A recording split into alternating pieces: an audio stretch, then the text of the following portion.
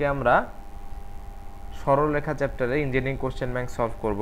দেখা গেছে যে আমরা আজকে টাইপ ভিত্তিক কোশ্চেন কিছু সলভ করব, যে ইঞ্জিনিয়ারিং এর চান্স পাওয়ার ক্ষেত্রে খুব গুরুত্বপূর্ণ হচ্ছে টাইপ ভিত্তিক কোশ্চেন সলভ করা, ঠিক আছে, এবং ওই টাইপের ম্যাথ আসলে সেটা ভালো মতো অ্যান্সার করতে পারা।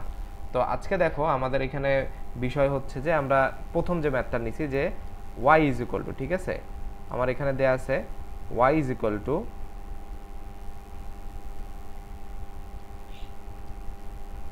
আমার দেয়া আছে হচ্ছে y is equal to 2 minus modulus of x minus 2। তো এইখান থেকে কিন্তু মানে এইখানে যে রেখাটা বলছে যে এই রেখা এবং x অক্ষ দ্বারা আবদ্ধ ক্ষেত্রটি y ইকুয়াল k দ্বারা সমান ভাগে দুই ভাগে ভাগ করে। তো আমি যখন গ্রাফিক্যালি যখন দেখব তখন কিন্তু ব্যাপারটা বোঝা যাবে। সো এই রেখাটাই কিন্তু দুইটা রেখাকে প্রেজেন্ট করতেছে, কারণ তোমার এখানে মডুলাস আছে। মডুলাস সবসময় আউটপুট কি দেয়? ধরো মডুলাস অফ x, এটা আউটপুট কি দিবে? সবসময় দিবে হচ্ছে পজিটিভ ভ্যালু, এবং এক্স এর মান মাইনাস হইতে পারে এবং পজিটিভও হইতে পারে।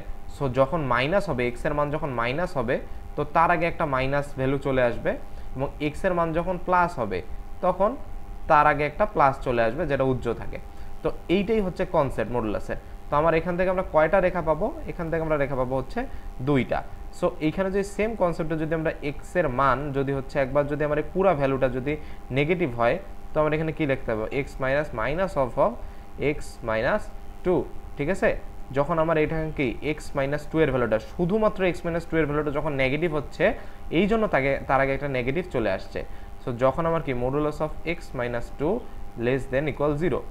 আচ্ছা, তো এখান থেকে আমার সরলরেখার সমীকরণ কি দাঁড়াচ্ছে? এখান থেকে দাঁড়াচ্ছে এক্স, তাহলে y is equal to x, এটা কি যাচ্ছে এক নাম্বার সরলরেখা। আচ্ছা, সেম কনসেপ্টে যখন আমরা দ্বিতীয় যখন একটা সরলরেখার সমীকরণটা যখন বের করব সেটা কি করব দেখো তো, সেটা আমরা করব y is equal to 2 minus, এখন আমার কি x মাইনাস 2, মানে হচ্ছে আমার কি এখানে পজিটিভ ভ্যালু দিচ্ছে। তো এখান থেকে আমার কি দাঁড়াবে বলো তো? এখান থেকে আমার এখানে সমীকরণটা দাঁড়াবে 4 মাইনাস x, ঠিক আছে।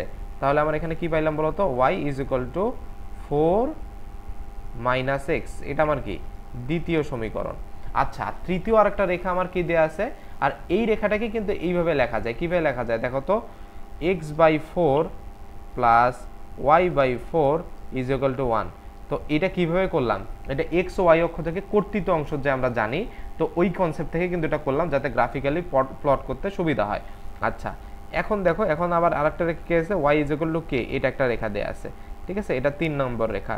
তো এই তিনটা রেখা আমরা এখন কি দেখবো? জাস্ট আমরা হচ্ছে গ্রাফে করব, মানে হচ্ছে আমরা এইভাবে করব যে জিনিসটা এখন আমরা দেখি হচ্ছে কত হয়, ঠিক আছে। আচ্ছা, তো এইখানে যখন তুমি করবা তো প্রথম রেখাটা দেখো y is equal two x, এইটা যখন করব তো এটা দেখো তো আমার কি দাঁড়াচ্ছে? এটা মূল বিন্দুগামী সরল রেখা, এতে কোনো সন্দেহ নেই, মূল বিন্দুগামী সরল রেখা। আচ্ছা, পরেরটাও কিন্তু এখন ইজি হলো, x বাই 4 y বাই 4, পরেরটা কি x অক্ষকে 4,0 বিন্দুতে ছেদ করছে। তো ধরো এটা হচ্ছে 4,0 বিন্দু, ঠিক আছে, আর এটা ধরো হচ্ছে 0,4 বিন্দু, মানে y অক্ষকে 0,4 বিন্দুতে ছেদ করছে। তো আমি দুইটাকে যোগ করে দিলাম, ঠিক আছে, আমি দুইটাকে যোগ করে দিলাম। ওকে, ক্লিয়ার। এখন আমাদের কাজ হইতেছে পরের রেখাটা বের করা। পরের রেখাটা কি বলতো? পরের রেখাটা দেয়া আছে হচ্ছে y is equal two k। এই যে y is equal two k রেখা মানে কি? এটা y ইজ ইকুয়াল টু, এই যে ধরো যে এইটা হচ্ছে y is equal two k রেখা। শেষ, আমার যেগুলা দেয়া ছিল ওগুলো শেষ। এখন তুমি জাস্ট নাম্বারিং করো। ও বিন্দু, এটা ধরো a বিন্দু, এটা ধরো b বিন্দু, এটা c বিন্দু, এটা d বিন্দু। এখান থেকে এখন দেখো তো এ বিন্দুটা কি? এ বিন্দুটা হচ্ছে 3 নাম্বার এবং 1 নাম্বারের হচ্ছে ছেদ বিন্দু। তো আমার 1 নাম্বার ও 3 নাম্বারের ছেদ বিন্দু কি বের হচ্ছে বলো তো? আমার এ বিন্দুর স্থানাঙ্ক কত বের হবে? এখানে k, k বের হবে না এ বিন্দুর স্থানাঙ্ক। তাহলে এ বিন্দুর স্থানাঙ্ক কি পেলাম ভাই বলো তো? এ বিন্দুর স্থানাঙ্ক পাইলাম k, k বিন্দু। আচ্ছা, এখন বলো তো এখান থেকে আমি একই সাথে ও বিন্দুর স্থানাঙ্ক 0,0, ডি বিন্দুর স্থানাঙ্ক কত? 4,0, তাই না?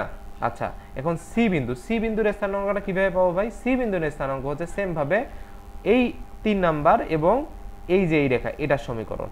তা এটা যদি তুমি করো তাহলে কত আসবে বলো তো? আমার এখানে দেখো দেয়া আছে, এখানে করি y ইজ ইকুয়াল টু আমার কত দেয়া আছে? 4 মাইনাস x, ঠিক আছে, 4 মাইনাস x। আচ্ছা, y এর মান আমি এইখান থেকে বসাই দিই, y এর মান k, তাহলে 4 মাইনাস x, তাহলে x এর মান কত হচ্ছে?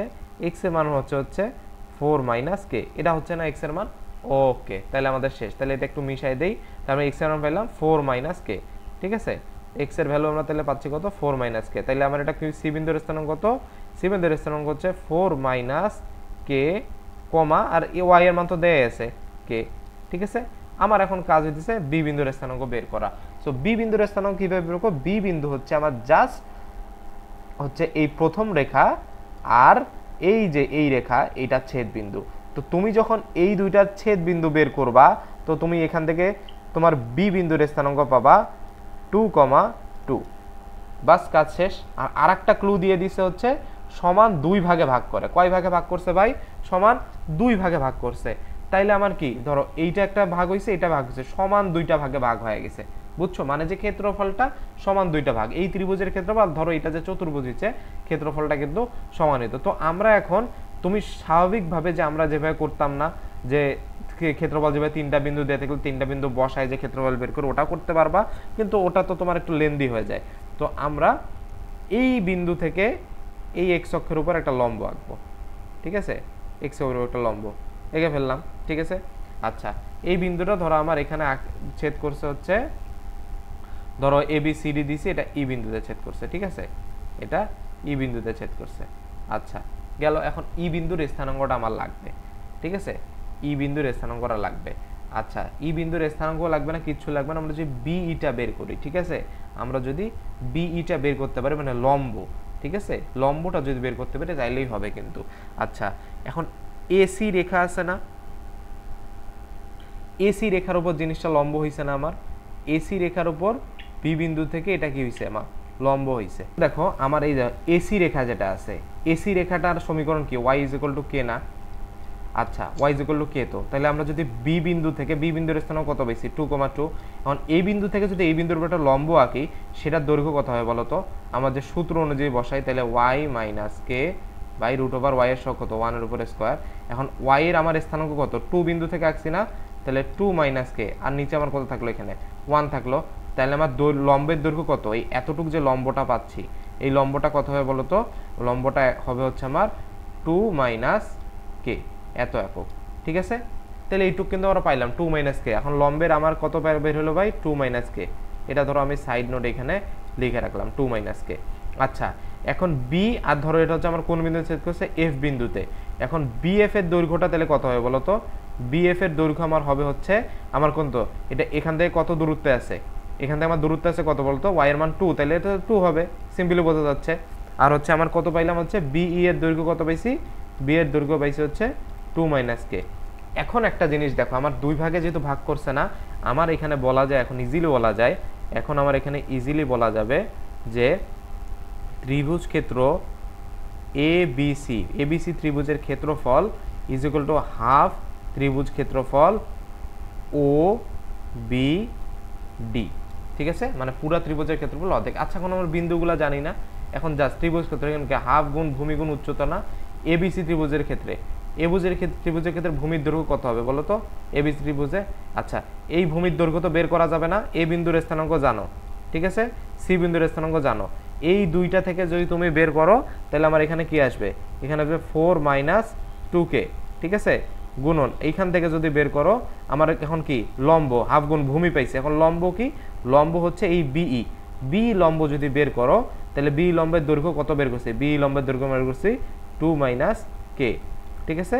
আচ্ছা, এখন একটা হাফ আছে, আমাদের বের করা হয়েছে হাফ, কারণ কি এবিসি ত্রিভুজটা ওবিডির অর্ধেক, এই হাফ। এখন ওবিডির ত্রিভুজের ক্ষেত্রফল কত, হাফ গুণ ত্রিভুজ ওবিডি। এখন ওবিডি, এখন কি হাফ গুণ ভূমি গুণ এই উচ্চতা, ভূমি কত একক ভাই, ভূমি হচ্ছে 4 একক, আর আমার উচ্চতা কত, উচ্চতা এই যে 2 একক, ঠিক আছে। আমার কাজ শেষ। এখান থেকে আমি জাস্ট কি বের করব, কে এর মান বের করব। তুমি যদি এখান থেকে কে এর মানটা যদি বের করো, তাহলে কে এর মানটা জাস্ট লাইক আসবে হচ্ছে তোমার একটা সমীকরণ আসবে, সেখান থেকে কে এর মান আসবে k = 2 ± √2। তো এখান থেকে আমরা কি কে এর মানটা ইজিলি বাইর করে ফেলতে পারলাম, ঠিক আছে, বোঝা গেছে। আচ্ছা, এখন দেখো তো কে এর মানটা কিন্তু 2 এর থেকে বেশি হইতে পারবে না, কারণ y = 2 দেয়া আছে, এবং এটা আমরা কি পজিটিভ সাইনে নিছি। তো আমাদের এখান থেকে সমীকরণ থেকে বলতে হবে যে আমাদের রেখার সমীকরণটা, আমার কে এর মান, কাঙ্ক্ষিত মান হচ্ছে k = 2 minus of root two, ঠিক আছে। সরি, মানে হচ্ছে কে এর মানটা 2 এর থেকে বেশি হইতে পারবে না, ঠিক আছে, 2 এর থেকে বেশি হইতে পারবে না। সো এইটাই হচ্ছে আমার কে এর কাঙ্ক্ষিত মান, বোঝা গেছে। আচ্ছা, এখন আমরা সেকেন্ড ম্যাথে যাই। সেকেন্ড ম্যাথে দেখো দেওয়া আছে একটি টেক্সটাইল ইন্ডাস্ট্রিতে 200 এবং 400 একক পণ্য তৈরি করতে যথাক্রমে 800 টাকা এবং 1200 টাকা ব্যয় হয়, ঠিক আছে। ব্যয় ধ্রুবক এবং পণ্যের মধ্যকার রৈখিক সম্পর্ক নির্ণয় করব, তা থেকে 300 একক পণ্য ব্যয় করা যায়, ঠিক আছে। আচ্ছা, তুমি এখন দেখো তো, আমরা সবসময় কি জানি, আমরা একটা সূত্র জানি না, y is equal to mx plus c, এটা জানি না আমরা। আচ্ছা, এখানে কি y হচ্ছে আমার স্বাধীন চলক এবং x এর উপর আমার হচ্ছে x হচ্ছে স্বাধীন চলক এবং y হচ্ছে y এর মানটা কি x এর উপরে ডিপেন্ড করতেছে। আচ্ছা, এখন দেখো তো তোমার টাকার পরিমাণটা কিসের উপর ডিপেন্ড করতেছে, তুমি কতগুলো পণ্য তৈরি করতেছো এটার উপরে না, মানে টাকাটা ডিপেন্ড করতেছে তোমার পণ্যের উপরে। তার মানে y সমান সমান তোমার এখানে হবে টাকা। তাহলে দেখো তো, তোমার 200 কাপড় তৈরি করতে 800 টাকা লাগে এবং 400 কাপড় তৈরিতে 1200 টাকা লাগে, ঠিক আছে। তাহলে আমার টাকার পরিমাণটা কাপড়ের উপর ডিপেন্ড করতেছে, দ্যাটস মিন হচ্ছে আমার কাপড়ের পরিমাণটা হচ্ছে তোমার স্বাধীন এবং টাকাটা হচ্ছে পরাধীন। তো টাকা হচ্ছে আমার এই দেখো, তাহলে 800 টাকা, 800 ইজ ইকুয়াল টু আমার প্রথম সমীকরণ থেকে বলা যায় 200 m প্লাস সি, প্রথমটা থেকে। এবং দেখো তো আমার 1200 টাকা কখন খরচ হয়েছে, 1200 টাকা আমার খরচ হয়েছে যখন হচ্ছে আমি 400 একক পণ্য তৈরি করছি, ঠিক আছে। 400 m প্লাস সি, এই দুইটা, ওকে, এই দুইটা আমার গেল। এখন দেখো, এখন আমি কি করব, এখন আমার কাজ হচ্ছে এই দুইটা সমীকরণ থেকে এম এর মান বের করা, ঠিক আছে। এই দুইটা সমীকরণ থেকে এখন এম এর মান বের করা। এখন আমি ধরো 2 মাইনাস 1 করলাম, তো এখানে কি পাইলাম, স্বাভাবিকভাবে আমি পাবো 400 ইজ ইকুয়াল টু কত পাবো, 200 m। তাহলে এখানে আমার এম এর মান কত আসবে, এম এর মান আসবে 2। তো সেম অ্যাজ তুমি যদি এখানে এম এর মানটা যদি বসায় দাও এখানে, ধরো 1 নং সমীকরণে বসাইলে, তাহলে সি এর মান কত আসবে, 800 ইজ ইকুয়াল টু 400 যোগ সি। তাহলে সি এর মান কত আসবে, 400। সি এর মান পেয়েছি, এইটা আমার মেইন কাজ ছিল। এখন আর এম এর মানও পাইছি। এখন তোমাকে বলছে যে ব্যয় ধ্রুবক পণ্যের মধ্যকার, তোমার হচ্ছে ব্যয় ধ্রুবক পণ্যের মধ্যকার সমকোণ নির্ণয় করো এবং তা থেকে 300 একক, ঠিক আছে। আমার রৈখিক সমকোণ তো পেয়ে গেছি এবং 300 একক, কত একক পণ্য এখন তৈরি করবো, 300 একক, মানে এক্স এর মান এখন হচ্ছে 300। অতএব আমার হচ্ছে ব্যয় হবে just like easy math, just এখানে ইকুয়েশনটা বের করতে পারাই মেইন কথা। ব্যয় হবে মানে ওয়াই এর মান, y is equal to m x plus c, এটা জানি না। এখন এম এর মান তো জানি 2, এক্স এর মান কত 300 একক বলছে, আর সি এর মান কত হবে, সি এর মান কিন্তু আমরা পাইছি, সি এর মান হচ্ছে 400। তাহলে এখান থেকে কত হবে, 3 দুগুণ 6, তাহলে কত 1000। তাহলে ব্যয় ধ্রুবক হচ্ছে আমার 1000 টাকা, বোঝা গেছে। তো এইটাই হচ্ছে আমার অ্যান্সার। আচ্ছা, এখন দেখো আমরা আর একটা ম্যাথ নেই। এখানে বলা হচ্ছে যে মূল বিন্দু হতে এত এবং এত রেখাদ্বয় লম্ব দূরত্ব যথাক্রমে 2 সেন্টিমিটার এবং 3 সেন্টিমিটার, কে এর মান বের করো, ঠিক আছে। আমার কে এর মান বের করছে। আচ্ছা, মূল বিন্দু থেকে এত রেখার আমার ধরেই হচ্ছে X sec theta minus Y cosec theta is equal to K, এটা হচ্ছে আমার 1 নং সমীকরণ। তাহলে মূল বিন্দু থেকে এই রেখার উপর দৈর্ঘ্য, এখন আমার দৈর্ঘ্য বের করতে হবে না। আচ্ছা, মূল বিন্দু থেকে যদি দৈর্ঘ্য বের করি তার মানে কত আসবে, minus k is equal to root over, যখন মাইনাস দিয়ে সিদ্ধ করছি তখন এই দুইটা 0 হয়ে গেছে, তখন minus k is equal to root over sec square theta plus cosec square theta. আমি এখানে জাস্ট লাইক হচ্ছে আমার যেটা মাইনাস আসতো স্কোয়ার করলে প্লাস হয়ে যাবে, ডিরেক্ট লিখছি, ঠিক আছে। তো আমার এখানে এটা মূলবিন্দু রেখার দূরত্ব কত হচ্ছে 2 সেন্টিমিটার, এটা দেয়া আছে। আচ্ছা, তারপরে আমার এখানে কি লেখা যায় দেখো তো, তারপরে এখানে মাইনাস কে, তাহলে এখানে এখন কি আসে দেখো তো, এখানে আসে হচ্ছে মাইনাস কে, এটাই থাকতেছে।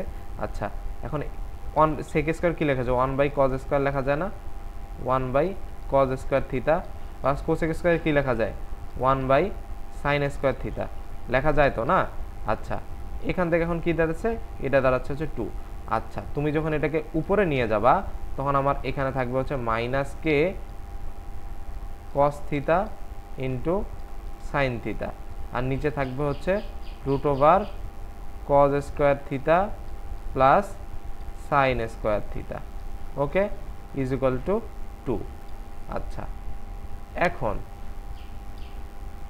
এই জিনিসে কি করা যায়, আমরা যে নিচে আমার কি 1 আসতেছে না, cos square theta plus sin square theta, এখন এই জিনিসকে যদি স্কোয়ার করি তার মানে থাকবে হচ্ছে কে square cos square theta sine square theta is equal to 4। Okay, আচ্ছা এখন আমরা এই পাশে কি করব, দেখো তো কে স্কোয়ার এটা আছে, এখন আমরা যে 1/4 একটা যদি নেই তাহলে বলো তো কত হবে। 1/4 যদি নেই, এখন ডিরেক্ট আমি লিখলাম 2 আর কে স্কোয়ারটাকে ধরো বাইরে নিয়ে আসলাম, তাহলে হচ্ছে 2 cos theta into sine theta এর উপর স্কোয়ার ইজ ইকুয়াল টু আমরা কত দেওয়া যায় 4 লেখা যায়। আচ্ছা এখন দেখো তো কে স্কোয়ার আর এইটাকে কি লেখা যায়, সাইন টোয়াইস থিটা না, সাইন টোয়াইস থিটা লেখা যায় না, তো সাইন স্কোয়ার উপরে একটা স্কোয়ার আছে এই জন্য sign square twice theta is equal to 16। ঠিক আছে, এইটা আমার কিন্তু দাঁড়াচ্ছে, এটা আমার কত দাঁড়াইলো, এটা আমার ধরো আমি এটা দিলাম হচ্ছে 3 নং সমীকরণ। ঠিক আছে, আচ্ছা এখন আমার কাজ হইতেছে হচ্ছে পরেরটা বের করা, এবং এত রেখাটি লম্ব দূরত্ব যথাক্রমে 3 সেন্টিমিটার দেওয়া আছে। আচ্ছা কত দেওয়া আছে এখন 3 x x cos theta minus y sine theta is equal to k cos twice theta. ঠিক আছে, এটার সমীকরণ এটা কত হচ্ছে মূল বিন্দু থেকে, এটাও মূল বিন্দু থেকে করছি, তাহলে জাস্ট লাইক আগের মতো minus k cos twice theta root over sine square theta plus cos square theta is equal to আমার কত আছে এখানে, ইজ ইকুয়াল টু আমার দেওয়া আছে হচ্ছে 9। বোঝা গেছে, ইজ ইকুয়াল টু 3 দেওয়া আছে। তাহলে এখানে আমরা যখন স্কোয়ার করে দিই তাহলে এখন কি আসবে, K square cos square twice theta is equal to আমার এখানে আসবে হচ্ছে 9। বোঝা গেছে, এখান থেকে কিন্তু আমরা 9 পেয়ে গেলাম।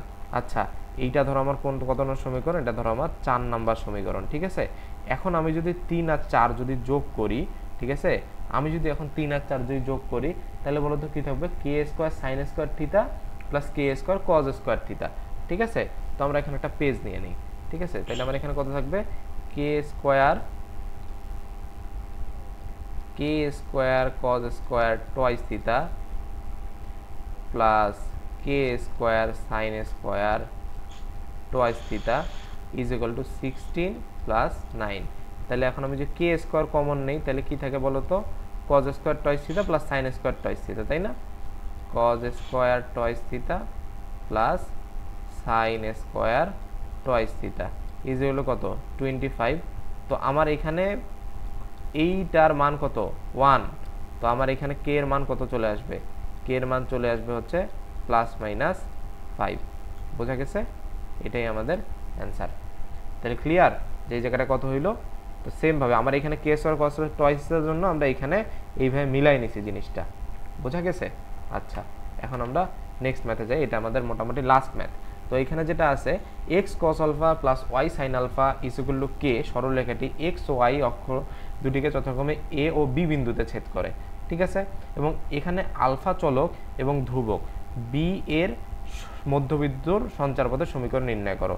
আচ্ছা এই রেখাটাই একটা রেখাই দেওয়া আছে এবং বলছে যে এইটা আমার কত, এইটা আমার বলছে যে এই রেখাটা আমার হচ্ছে এক্স অক্ষকে এ বিন্দুতে এবং ওয়াই অক্ষকে বি বিন্দুতে ছেদ করো। তো এ আর বি বের করলে আমার কিন্তু কাজ হয়ে যাইতেছে। আচ্ছা তো এইখানে এখন আমরা x cos alpha plus Y sine alpha is equal to কত হয় বলো তো, কে দেয়া আছে।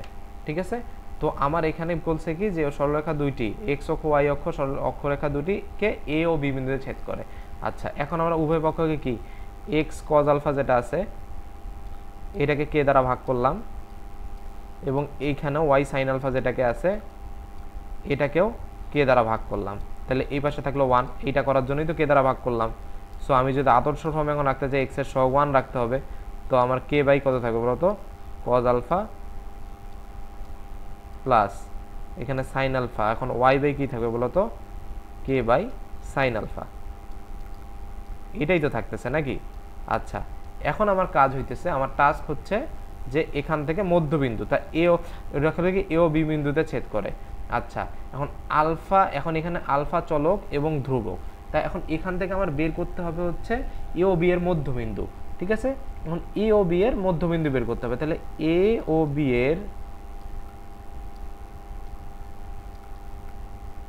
এর মধ্যবিন্দু, তাহলে এ ও বি এর মধ্যবিন্দুটা আমরা কিভাবে বের করব, তাহলে আমার এই জিনিসটা যদি আমি মোটামুটি গ্রাফে দেখাইতে চাই মানে একটা অ্যাপ্রক্সিমেট হবে না, যদি তোমাদেরকে বোঝানোর জন্য দেখাচ্ছি এই জিনিসটা, তাহলে কি হবে এ ও বি এর মধ্যবিন্দু, তাই না?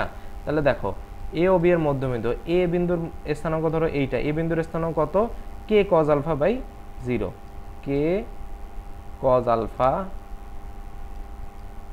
0, আর এখানে কত, same as K sine alpha, মানে 0, কে সাইন আলফা, তাই না?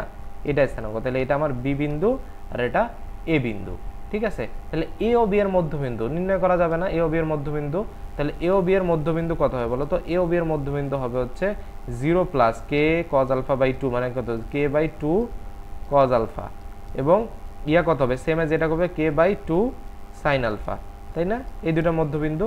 এখন মধ্যবিন্দু, তাহলে এ ও বি এর মধ্যবিন্দু সঞ্চার পথের সমীকরণ নির্ণয় করো। তাহলে এই সঞ্চার পথের সমীকরণ, ধরো আমার এটা বিন্দু দিলাম, এক্স ওয়াই ধরে নিতে হয় সঞ্চার পথের ক্ষেত্রে, ঠিক আছে? তাহলে আমার এক্স ইকুয়াল টু কত ধরবো বলো তো? এক্স ইকুয়াল টু আমার যেটা পাইছি ওটা কে বাই 2 কজ আলফা পাইছি না আমি এখানে নির্ণয় করে। তাহলে আমার কজ আলফার মান কত আসতেছে? কজ আলফার মান আসতেছে কে বাই 2x, ঠিক আছে? আচ্ছা, সেম অ্যাজ আমার সাইন আলফার মান কত আসবে বলো তো? যদি y ইজ ইকুয়াল টু আমি যদি এইটা ধরি, তাহলে সাইন আলফার মান আসবে হচ্ছে কে বাই 2y। তো আমার এইটা ধরো তোমার হচ্ছে 1 নং সমীকরণ, আর এটা ধরো তোমার 2 নং সমীকরণ। তো 1 আর 2 আমরা কি করব, সাইন আর কস যেহেতু পাইছি দুইটাতে, তো সাইন আর কস আমরা বর্গ করে যোগ করব, ঠিক আছে? তো সাইন আর কস যদি বর্গ করে যোগ করি, তাহলে আসবে হচ্ছে cos square alpha plus sine square alpha is equal to k square by 2x square plus K square by 2y square, ঠিক আছে? সো এইটার মান কত, 1। তো এখান থেকে আমার এখানে কত থাকতেছে, এখানে 2 হইতো না, সরি এখানে হয়তো 4 আর এখানে হয়তো 4। তো দুইটা যদি আমরা এখান থেকে যোগ করি, তাহলে এখানে আসতেছে যে K square into X square plus Y square, আর এখানে থাকতেছে হচ্ছে 4x square into Y square. তো এখান থেকে আমার যেটা লাস্ট অফ অল যেটা আমার অ্যান্সার আসতো, সেটা হইতেছে তোমার, আমরা যদি হিসাব করে যদি করি, তাহলে হচ্ছে কে স্কোয়ার ইন্টু আমার x square plus Y square is equal to, এটাকে লিখতে পারি 4x স্কোয়ার ওয়াই স্কোয়ার। এইটাই হচ্ছে আমার কাঙ্ক্ষিত অ্যান্সার, এবং এটা হচ্ছে আমার সঞ্চার পথের সমীকরণ। তো আশা করি তোমরা বুঝতে পারতেছো। আমাদের চ্যানেলটা তোমার ভালো লাগলে সাবস্ক্রাইব করে রাখতে পারো। ধন্যবাদ সবাইকে।